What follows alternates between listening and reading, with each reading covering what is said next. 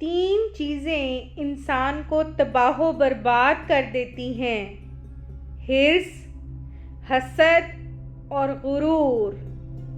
حضرت محمد صلی اللہ علیہ وآلہ وسلم نے فرمایا، دو بھیڑیے جو ریوڑ میں چھوڑ دیے جائیں تو وہ اس قدر فساد برپا نہیں کرتے جس قدر انسان کی دولت اور مرتبے کی حرص اور لالچ اس کی دنیا میں فساد ڈالتی ہیں۔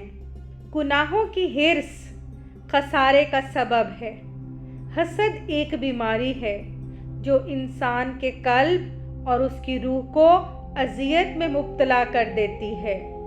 مت کرنا غرور اپنے آپ پر اے انسان، رب نے نہ جانے کتنے تیرے جیسے مٹی سے بنا کر مٹی میں ملا دیے۔